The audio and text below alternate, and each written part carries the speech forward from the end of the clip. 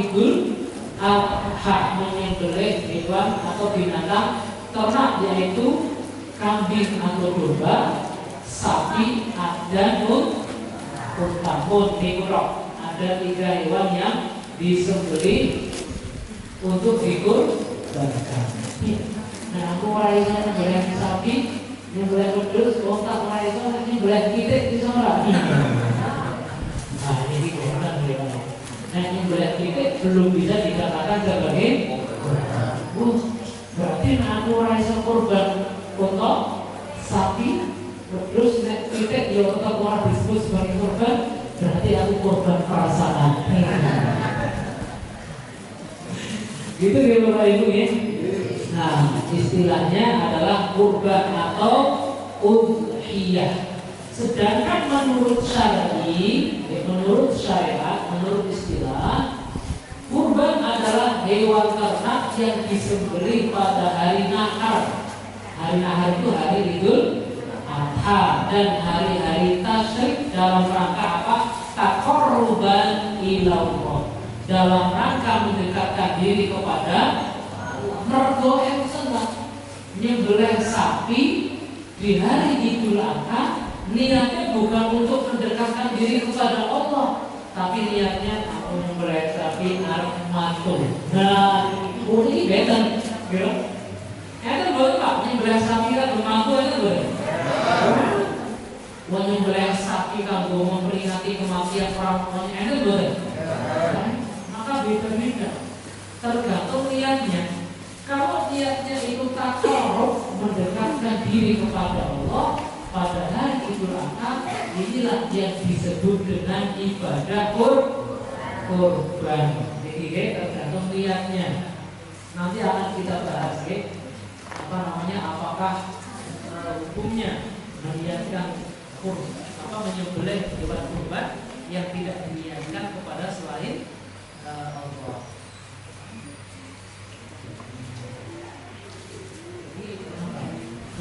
Ada yang suka banget? Suka banget Pak? Baik, selanjutnya kepada Ibu, kurban itu adalah ibadah yang disyariatkan. Nah, disyariatkan itu tegasnya apa? Betul-betul diperintahkan menurut Allah Subhanahu wa Ta'ala. Ada dalilnya, ada dasarnya. Salah satunya ayat yang paling masyhur yang menjelaskan tentang ibadah kurban adalah ayat yang kalau dibaca ketika sholat ini mesti makmumi bersenang dalam ayat Bismillahirrahmanirrahim. Inna a'tainakal kautsar fasholli li rabbika wanhar inna syani'aka huwal abtar. Halo? Inna a'tainakal kautsar, sesungguhnya kami telah memberikan kepadamu nikmat yang sangat banyak sekali. Nikmat yang sangat banyak. Berupa apa? Apapun itu. Sebenarnya nikmat yang paling besar, anugerah yang diberikan oleh Allah Subhanahu wa Ta'ala adalah nikmat dinul Islam. Dan juga nikmat kita semuanya diberikan oleh Allah Subhanahu wa Ta'ala meliputi makanan, meliputi hewan ternak, dan semua yang Allah rezekikan kepada kita. Fasholli, oleh karena itu dirikanlah sholat. Dan sholat di sini yang dimaksud adalah sholat Idul Adha. Dalam ayat ini yang dimaksud adalah sholat Idul Adha. Fasholli li rabbika, maka dirikanlah sholat untuk Tuhanmu, wanhar, dan sembelihlah hewan kurban. Nahar ini ada 2 macam penyembelihan. Penyembelihan yang pertama ongkos sepeda itu nahar. Nahar itu sebenarnya adalah menyembelih onta.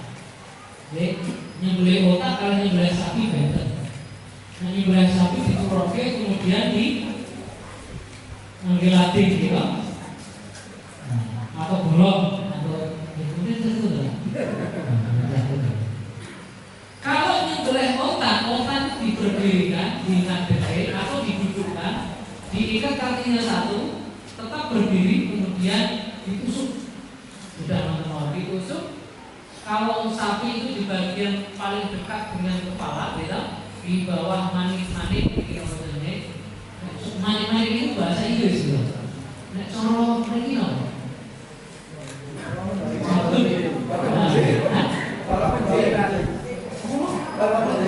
Kalau musik, itu salah.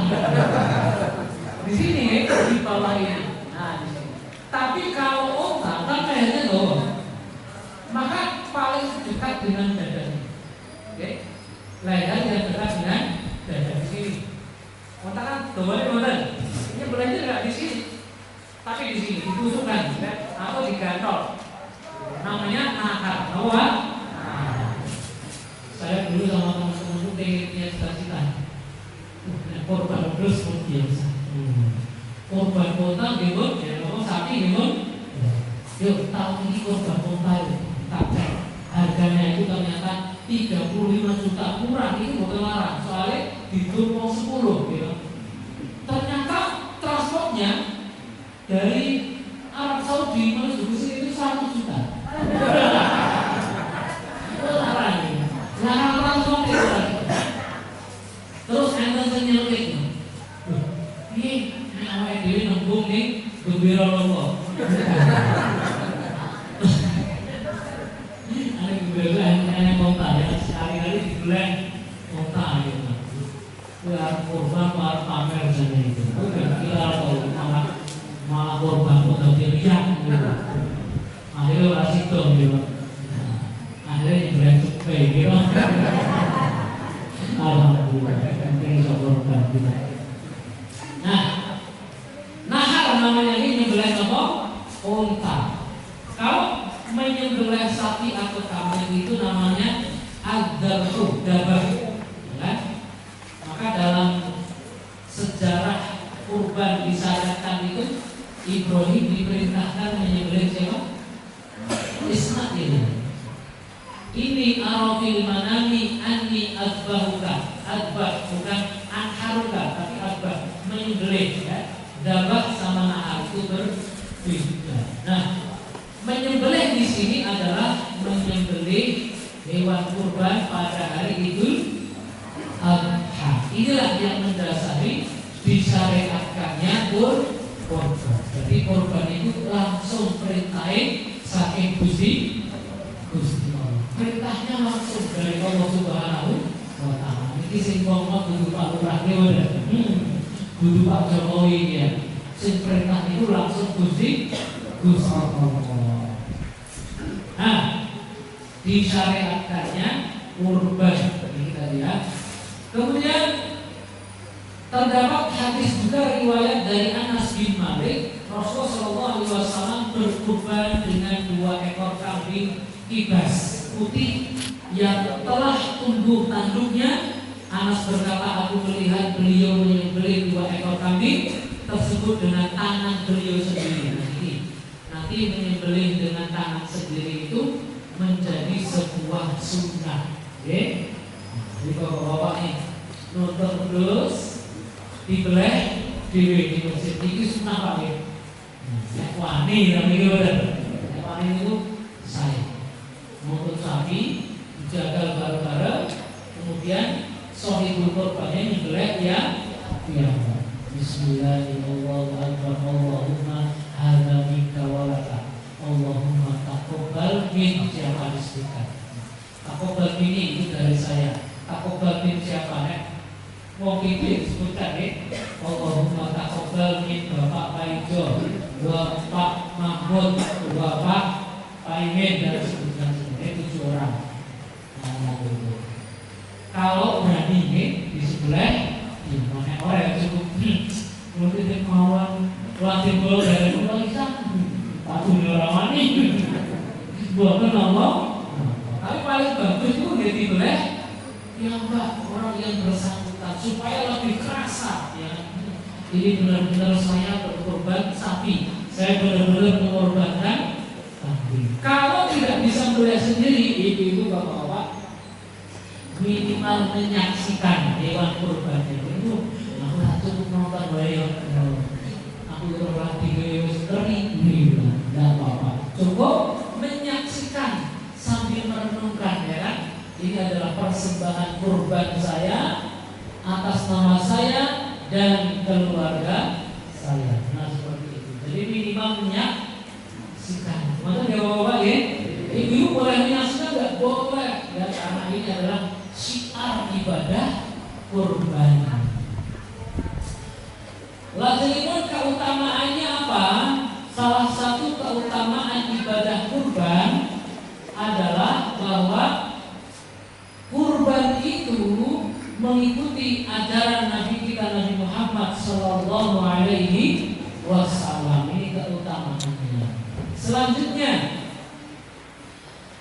hikmahnya apa? Hikmah dibalik ibadah kurban yang pertama adalah kurban dilakukan dalam rangka bersyukur kepada Allah atas nikmat yang Allah Subhanahu wa taala berikan. Inna a'tainakal kautsar fasholli li rabbika wanhar. Sebagai bentuk syukur sudah diberikan kesehatan, sudah diberikan harta, sudah diberikan pekerjaan, dan banyak sekali yang Allah berikan kepada kita.